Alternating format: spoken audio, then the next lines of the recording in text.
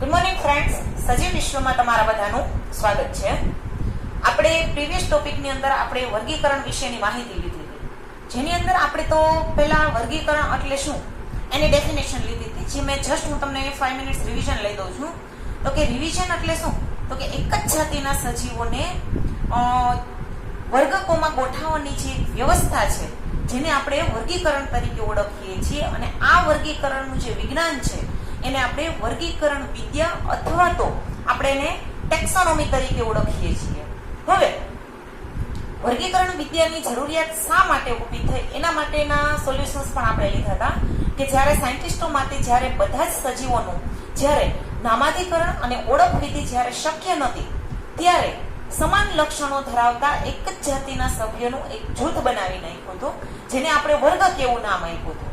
એટલે જેને આપણે વર્ગકને સાવ સાદી ભાષામાં જૂથ વહેંચણી તરીકે ઓળખવામાં આવે છે. અને આ જૂથ વહેંચણી કરવાને લીધે આપને શું ફાયદો થયો છે એના વિશેના પણ મેં તમને 2-3 ઉદાહરણ આપ્યા હતા. કે ધારો કે તમે બિલાડી જોવો, બિલાડી વિશે વિચારો છો તો તમારા મગજમાં બિલાડીના કેરેક્ટરિસ્ટિક યાની કે લક્ષણો દેખાશે કે નહીં કે કૂતરાના. માછલી વિશે વિચારીએ છીએ આપણે, જ્યારે માછલીનું જ્યારે જૂથ વહેંચણી કરીએ છીએ, જોકે હું એને કહી દઉં કે આપણે મત્સ્ય ડિપાર્ટમેન્ટની અંદર મૂક્યા છે માછલીઓને, તો આપણા મગજમાં શું આવી જશે? મત્સ્ય એટલે કોઈ પણ માછલી શું આવશે કે એના શરીર ઉપર ભીંગડા હોય છે, ઝાલરો હોય છે, એ પાણીમાં રહેતી હોય છે, એના શરીરનો આકાર બોટ જેવો હોય છે કે જેથી કરીને એ પાણીની અંદર તરી શકે. આવા બધા લક્ષણો એની અંદર જોવા મળે છે. ધારો કે કોઈ મનુષ્ય વિશેની વાત કરે તો મનુષ્ય યાની કે મનુષ્ય જે છે એ સસ્તન સમુદાયમાં આવે છે, કે જેને સ્તનધારી પ્રાણીઓ તરીકે ઓળખવામાં આવે છે, કે જે પોતાના બાળકને દૂધ દ્વારા પોષણ આપવાની ક્ષમતા ધરાવતા પ્રાણીઓ છે આ બધા. એટલા માટે આપણે એને નામ શું આપીએ છીએ? સસ્તન પ્રાણીઓ. મનુષ્ય છે, બકરી છે, ગાય, ભેંસ, ઊંટ, આ બધા સસ્તનની અંદર આવે, વાંદરો, આ બધા. કારણ કે આ બધાનું તમે જોશો એટલે એક પ્રકારની જૂથ વહેંચણી છે, બધાની અંદર એક જ પ્રકારના લક્ષણો ધરાવે છે. જેની અંદર તમને કાલે જ મેં ક્લેરિફિકેશન કર્યું હતું કે સસ્તન સમુદાય જો તમારા મગજમાં આવે તો આ બાહ્ય કર્ણપલવ, મેં તમને કીધું હતું કે બાહ્ય કર્ણપલવ એટલે શું થાય? શરીર ઉપર જે વાળ જોવા મળે છે, સસ્તનધારીઓ કે સ્તન ગ્રંથિઓ દ્વારા જેમાંથી દૂધનો સ્ત્રાવ થાય છે અને પોતાના બાળકનું પોષણ એ પોતે જ કરી શકે છે. એટલે આ રીતના કોઈ પણ સમુદાય કે જેની આપણે જૂથ વહેંચણી કરીએ છીએ, આ સમુદાય જો આપણે એકવાર ખબર પડી જાય કે નહીં આ સમુદાયની અંદર આ રીતના જૂથ વહેંચણી કરી છે, એટલે તમારે એમની અંદર નામાધિકરણ અને ઓળખ વિધિની કઈ જરૂરિયાત ઊભી થતી જ નથી. કારણ કે આપણી જે 17 થી 18 લાખ જેટલી જાતિઓ છે એની અંદર ઘણા બધા સજીવોનો સમાવેશ થયો છે, કે જેની અંદર આપણે વનસ્પતિ, પ્રાણીઓ, મનુષ્ય, સૂક્ષ્મજીવો, આ રીતના અલગ અલગ પ્રકારના સજીવો જે છે એ જોવા મળે છે. એટલે આ બધા જ સજીવો માટે આ વસ્તુ પોસિબલ નથી. ત્યારે આ એક અલગ જ દુનિયા છે, વિજ્ઞાન છે, કે જેની અંદર આ રીતના ક્લાસિફિકેશન કરી નાખ્યું છે. એટલે આપણા જે પ્રશ્ન જે છે એ ધીમે ધીમે આમાં સોલ્વ થતા જાય છે. હવે વર્ગીકરણ વિદ્યા યાની કે ટેક્સોનોમી વસ્તુ શું છે અને ટેક્સોનોમીની જરૂરિયાત શા માટે ઊભી થઈ એ તો મેં તમને ક્લેરિફિકેશન કરી જ નાખ્યું છે. હવે આજના ટોપિકની અંદર હું તમને વર્ગીકરણની કક્ષા એટલે શું અને વર્ગીકરણની શ્રેણી વસ્તુ શું છે, યાની કે તમે જાતિથી સમગ્ર સૃષ્ટિ તરફ જે ગયા હતા, આ વસ્તુ એકચ્યુઅલી છે શું, કે જેને આપણે વર્ગીકરણની કક્ષા તરીકે ઓળખવામાં આવે છે. હવે આ જે વસ્તુના જે પ્રિન્સિપાલ્સ જે છે એ આમ તો તમે જોવો ને તો જે આપણે વર્ગીકરણના નિયમો ભણ્યા ને, જે કેરોલસ લિનિયસે આપણે આપ્યા હતા, જેની અંદર આપણે પ્રજાતિ લખતા હતા, જાતિ લખતા હતા, પછી જે સાયન્ટિસ્ટ છે એનું નામ આપણે શોર્ટમાં લખતા હતા. લેટિન ભાષાની અંદર આપણે આ બધું કર્યું હતું, કારણ કે આપણે જે વર્ગીકરણના જે નિયમો આપણે કેરોલસ લિનિયસે જે આપણે આપ્યા છે એની અંદર આપણે એકચ્યુઅલી કરીએ છીએ શું કે એની અંદર આપણે કોઈ પણ જે સજીવ છે, કોઈ પણ સજીવ, જો અહીંયા મેં વર્ડ વાપર્યો છે, વૈશ્વિક સ્તરે આપણે જ્યારે એક જ નામ આપવું હતું, કન્ફ્યુઝન ઊભા ન થાય એ માટે આપણે વૈશ્વિક સ્તરે એક આપણે સાયન્ટિફિકલ નેમ જે છે એ લીધું હતું, જેની અંદર આપણે પ્રજાતિ, જાતિ, જો વૈશ્વિક સ્તરે એટલે સમગ્ર સૃષ્ટિની અંદર. એટલે મારું તમને કહેવાનું ખાલી એટલું જ છે કે જે આજનો જે ટોપિક છે એની અંદર હું તમને જાતિથી લઈ અને સૃષ્ટિ કે જે 7 સ્ટેપની અંદર પૂરા થાય છે, 7 સ્ટેપ યાની કે ગુજરાતી ભાષામાં આપણે શું કહી શકીએ, 7 ચરણ. કારણ કે કોઈ પણ સજીવ જે છે એનું તમારે જ્યારે વૈજ્ઞાનિક નામ આપવું હશે તો તમારે એનો કુળ શું છે, ગોત્ર શું છે, આ શ્રેણી શું છે, આ બધી જ વસ્તુની માહિતી તમારી પાસે હશે તો જ તમે કોઈ પણ સજીવનું વૈજ્ઞાનિક નામ આપી શકશો. અને આ વૈજ્ઞાનિક નામ શું છે, વૈશ્વિક સ્તરે હોય છે. એટલા માટે આપણે સમગ્ર સૃષ્ટિના જે સજીવો છે આ બધા જ સજીવોમાં શું સમાનતા છે, શું અસમાનતા છે, ક્યારે સંખ્યાનો વધારો થાય છે, ક્યારે સંખ્યાનો ઘટાડો થાય છે, બધા જ પ્રશ્નના જવાબ છે એ વર્ગીકરણની કક્ષા અને વર્ગીકરણની શ્રેણી જો તમે ભણી લેશો તો તમને આ વસ્તુ જે છે એ સમજાઈ જશે.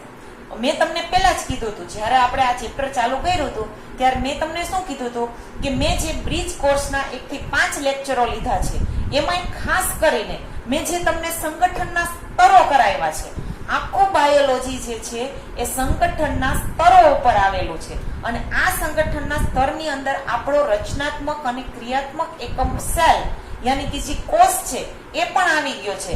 કારણ કે મેં જે તમને સંગઠનના સ્તરો કરાવ્યા છે, આપણે 15 થી 16 સ્ટેપની અંદર કર્યા છે. મેં તમને આ રીતના વેઢા ગણી અને કરાવ્યા હતા. આપણે ઉપપરમાણ્ય અણુથી ચાલુ કરી અને મેં છેક તમને જીવાવરણ સુધીના બધા જ સ્ટેપ પહેલા જ કરાવી દીધા હતા. એટલે આ બધી વસ્તુ શું છે, હવે એમાંથી એક પેટા સ્ટેપ છે ને આપણે ઉપાડીએ છીએ. એટલે મારે તમને આ બધી વસ્તુ કહેવાનો અર્થ શું છે કે વર્ગીકરણ જે છે એ એક સ્ટેપમાં પૂરું થતું નથી. ક્લાસિફિકેશન છે ક્યારે પણ એક સ્ટેપમાં પૂરું નહીં થાય. ધારો કે હું કોઈ પણ સજીવ લઉં, ચલો હું એનું નામ નથી આપતી, અહીંયા ખાલી હું સજીવ લખી નાખું છું. આ સજીવ જે છે એનું ધારો કે મેં ક્લાસિફિકેશન કર્યું, આ એનો પહેલો સ્ટેપ. તો ક્યારેય પણ આ વસ્તુ એક સ્ટેપમાં બાયોલોજીમાં પૂરી થતી જ નથી. ધારો કે આ સ્ટેપ છે ને એને પાછો અહીંયા પેટા સ્ટેપ આવશે. પાંચમા જે વર્ગીકરણ છે ને એનો પાછા પેટા સ્ટેપ આવશે. જો આ એની ફર્સ્ટ નંબરનું ચરણ થયું, આ સેકન્ડ નંબરનું ચરણ થયું, પાછા આગળ જાઓ, પાછું આ રીતના વિભાજન થશે. થયું આ વિભાજન, આ થર્ડ સ્ટેપ થયું. પાછા આગળ જશો તો પાછું અહીંયા વિભાજન થશે. કારણ કે એક સ્ટેપમાં ક્યારેય કોઈ વસ્તુ પૂરી થતી જ નથી. કારણ કે આપને ખબર છે કે આ જે સજીવ સૃષ્ટિ જે છે એ વિવિધતાઓથી ભરેલી છે. ધીમે ધીમે એ પર્યાવરણ સાથે પોતાની જાતને સેટ કરવા માટે કન્ટિન્યુઅસલી તત્પર રહેતો હોય છે. કારણ કે એને સફળ સજીવ તરીકે એ પર્યાવરણની અંદર જીવિત રહેવું છે. જો એ સફળ સજીવ રહેવા માટેના પ્રયત્નો નહીં કરે તો શું થશે, એ વસવાટમાં રહેવા માટે એ નિષ્ફળ જશે. આ જ વસ્તુ મેં તમને મારા ઉદાહરણ દ્વારા આપી હતી કે ભાઈ મારે ઇન્ડિયાથી અમેરિકા જવું હતું, મારું સપનું હતું. જો અમેરિકામાં હું મારી જાતને સેટ નહીં કરું તો પાછું આપણે બેક તો ઇન્ડિયા હતા ત્યાં આવી જાવ. આપણી જાતને અહીંયા આપણે સેટ કરેલી જ હતી, નવી જગ્યાએ ગયા છે. મારો તમને કહેવાનો અર્થ છે કે મેં ત્યાં પર્યાવરણ ચેન્જ કર્યું હતું. મારે જો ત્યાં સફળ સજીવ તરીકે રહેવું હોત તો આટલા ફેરફારો મારે કરવા જ પડત. બાયોલોજીની ભાષામાં એને શું કહીએ છીએ, પર્યાવરણ સાથે તાદાત્મ્ય સાધવું, યાની કે અનુકૂલન સાધવું, તમારી જાતને ત્યાં રહેવા માટે અનુકૂળ કરવી. કારણ કે કોઈ પણ સજીવ જે છે એ હંમેશા પર્યાવરણની અંદર જ વસવાટ કરતો હોય છે. અને એને જે બીજા સજીવ સાથે અનુકૂલન સાધવું છે તો એ સજીવ પણ શું છે, એ પર્યાવરણમાં જ રહેતો હશે. કારણ કે બધા જ સજીવનું કોમન નિવાસસ્થાન કોઈ હોય તો એ શું છે, પર્યાવરણ. એટલા માટે આપણે બાયોલોજીની ભાષામાં આ શબ્દ જ વાપરીએ છીએ, અનુકૂલન સાધવું, યાની કે પર્યાવરણ સાથે તાદાત્મ્ય સાધવું. વ્યવહારિક ભાષામાં આપણે એના માટે જુદા જુદા વર્ડિંગ વાપરતા હોઈએ છીએ.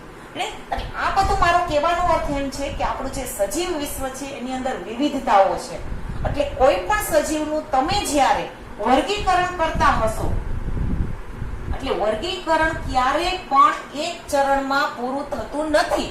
યાની કે વર્ગીકરણ જે છે એ એકાકી ચરણની પદ્ધતિ નથી. આવો વર્ડ તમારી એનસીઈઆરટી ની ટેક્સ્ટ બુકમાં હશે. જો આવો શબ્દ વર્ગીકરણ એકાકી ચરણની પદ્ધતિ નથી.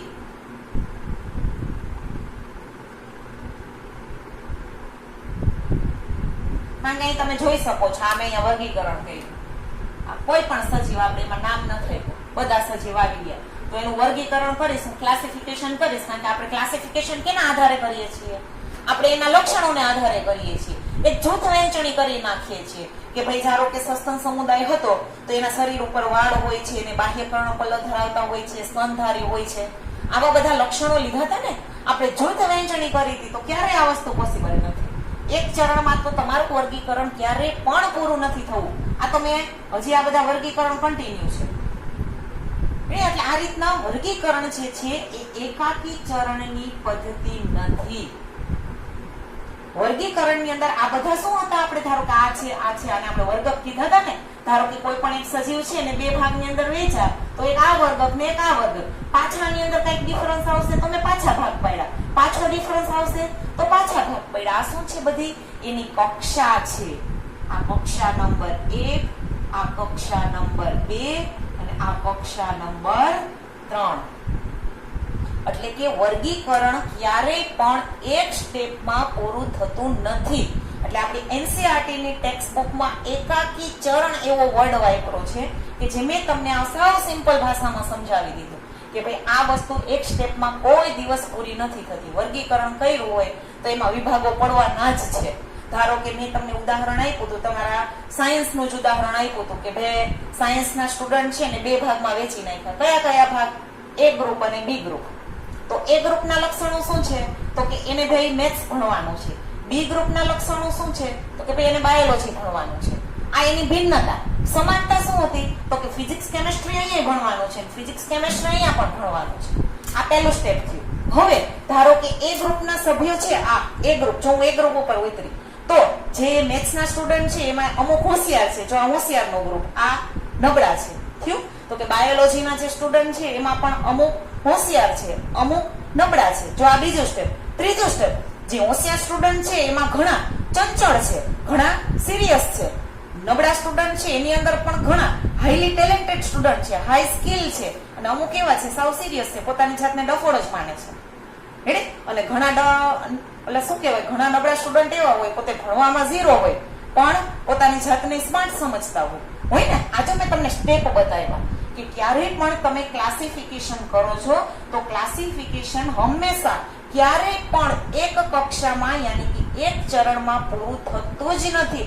આ કક્ષા એટલે બીજું કઈ નહીં, વર્ગ, ટેક્સા.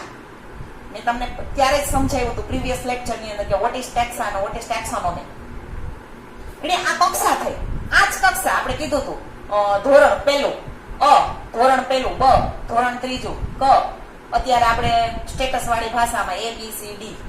એટલે આ ટૂંકમાં મારું ખાલી તમને કહેવાનું એ છે આ કક્ષા છે, એકાકી ચરણની પદ્ધતિ નથી. અને આ જે કક્ષા છે એ સંપૂર્ણપણે વર્ગીકૃત વ્યવસ્થાનો જો ભાગ હોય તો તેને વર્ગીકરણની કક્ષા તરીકે ઓળખવામાં આવે છે. હવે હું તમને ડેફિનેશન સંપૂર્ણપણે લખી દઉં. વર્ગીકરણની કક્ષા એટલે શું?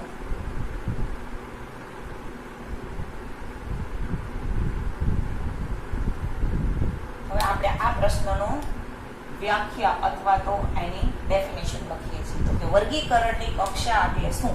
તો કે જો કક્ષા સંપૂર્ણપણે વર્ગીકૃત વ્યવસ્થાનો ભાગ હોય તો તેને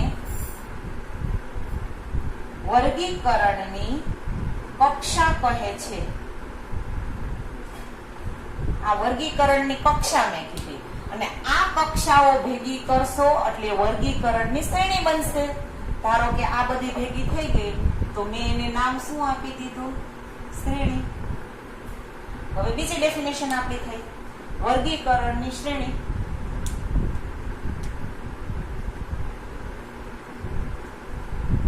વર્ગીકરણની શ્રેણી એટલે શું? આપણે આનો જવાબ મેળવીએ તો કે વર્ગીકરણની શ્રેણી એટલે વર્ગીકરણની કક્ષાઓ ભેગી મળી વર્ગીકરણની શ્રેણી બનાવે છે.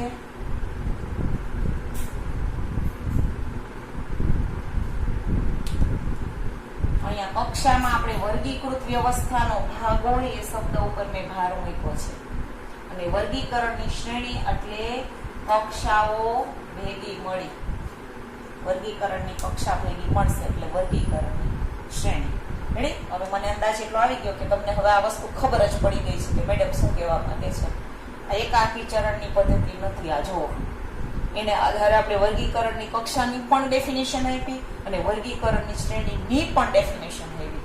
હવે હું તમને કોઈ પણ સજીવ જે છે એ સજીવથી સૃષ્ટિ તરફ, કારણ કે આપણે સજીવનું વર્ગીકરણ કરીએ છીએ તો તમે સ્ટેપ સ્ટેપ સ્ટેપ કરશો ને એટલે છેલ્લે અહીંયા જાતિ આવશે.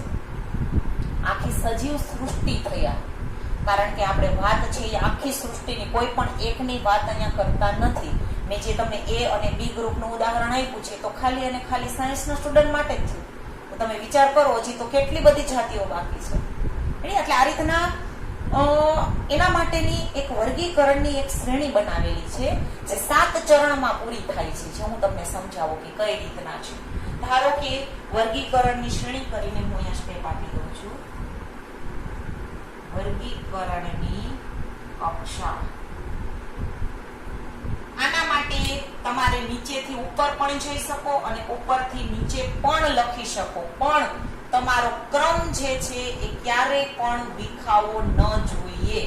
ખાસ ખાસ ખાસ જો અહીંથી હું જાતિથી ચાલુ કરું, જાતિ, ત્યારબાદ આપણે લેશું પ્રજાતિ, કુળ, ત્યારબાદ ગોત્ર. સ્ટેપ અહીંયા ચૂકાય નહીં, એ ખાસ ધ્યાન રાખવાનું છે. ગોત્ર, ત્યારબાદ વર્ગ, ત્યારબાદ સમુદાય, જ્યાં હું વિભાગે લખું છું. શા માટે આ 2 સ્ટેપ લખ્યા છે, હું જ્યારે આ વારાફરતી તમને બધું સમજાવવાની છું ત્યારે કહીશ. અહીંયા 2 વસ્તુ શા માટે લખ્યું, અને આ તમારી આવી ગઈ સૃષ્ટિ. ચાલુ ક્યાંથી કર્યું? જાતિથી. પ્રજાતિ, કુળ, ગોત્ર, વર્ગ, સમુદાય, સૃષ્ટિ. આ છે આપણી વર્ગીકરણની કક્ષા. જો તમને આમ યાદ રહે તો આમ યાદ રાખવાનું, આમ યાદ રહે તો આમ યાદ રાખવાનું, પણ આ સ્ટેપ ક્યારેય પણ ચૂકાવા જોઈએ નહીં. આની અંદર ક્રમ જે છે એ ખાસ મહત્વનો છે. જો ક્રમ ચૂકાઈ જશે તો એક ચરણ આખું કપાઈ જશે. જ્યાં ક્રમનું મહત્વ હશે હું ત્યાં તમને બધાને ભાર દઈને કહીશ જ કે અહીંયા ક્રમનું ખાસ મહત્વ છે. રેડી? એટલે આ જે ટોપિક છે વર્ગીકરણની કક્ષા, એની અંદર ક્રમનું ખાસ ખાસ ખાસ મહત્વ છે. ક્રમ ચૂકાવો જ ન છે. ઉપરથી નીચે જાવ, નીચેથી ઉપર જાવ, એ કઈ નહીં, એ તમને જેમ યાદ રહે. પણ ક્રમ જે છે એ ખાસ અહીંયા મહત્વના છે. એટલે આ રીતના જો તમને આમ યાદ રહે કે ભાઈ સૃષ્ટિ, સમુદાય, વર્ગ, ગોત્ર, કુળ, પ્રજાતિ, જાતિ, આમ યાદ રહે તો આમ, નહીતર આમ. જાતિ, પ્રજાતિ, કુળ, ગોત્ર, વર્ગ, સમુદાય, સૃષ્ટિ. એટલે આ રીતના વર્ગીકરણની શ્રેણીઓ જે છાપવાની છે. અને આ વર્ગીકરણની શ્રેણીઓ ઉપરથી આપને શું ખબર પડશે? ધારો કે હું તમને કહું કે હું આમ જાઉં છું જાતિથી સૃષ્ટિ તરફ, તો અહીંયા શું થશે? સંખ્યામાં વધારો થશે કે ઘટાડો થશે? જાતિથી સૃષ્ટિ સુધી જાઉં છું તો અહીંયા શું થશે? સંખ્યામાં વધારો. હવે હું સૃષ્ટિથી જાતિ તરફ આવું તો અહીંયા શું થશે? સંખ્યામાં ઘટાડો. જાતિથી સૃષ્ટિ તરફ જતા સંખ્યામાં વધારો થશે, જાતિથી સૃષ્ટિ તરફ જતા સંખ્યામાં વધારો થશે અને સૃષ્ટિથી જાતિ તરફ આવતા સંખ્યામાં ઘટાડો થશે. આ વસ્તુ તમારે યાદ રાખવાની છે, કારણ કે નીટ લેવલના ક્વેશ્ચનો જ્યારે ટ્વિસ્ટિંગ થશે ત્યારે આના ઉપરથી ચાલશે. આ સંખ્યામાં વધઘટ વિશેની માહિતી આપી વર્ગીકરણની કક્ષા ઉપરથી. હવે હું લક્ષણોમાં સામ્યતાઓ વધશે કે સામ્યતાઓ ઘટશે ની વાત કરું.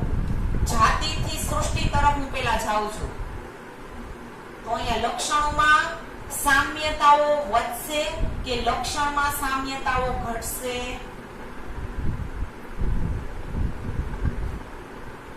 લક્ષણમાં સામ્યતા. બોલો, સામ્યતા વધશે એટલે ભિન્નતા ઘટશે, રિવર્સ થાય ને. તો અહીં શું થશે? જાતિથી મારે સૃષ્ટિ તરફ જવું છે તો શું થશે? સામ્યતાઓ ઘટશે કારણ કે અહીં સંખ્યામાં વધારો થયો છે તો સામ્યતામાં ઘટાડો એટલે લક્ષણમાં સામ્યતા ઘટશે. હવે વિરુદ્ધ જઈએ, સૃષ્ટિથી જાતિ તરફ તો લક્ષણમાં સામ્યતાઓ વધશે.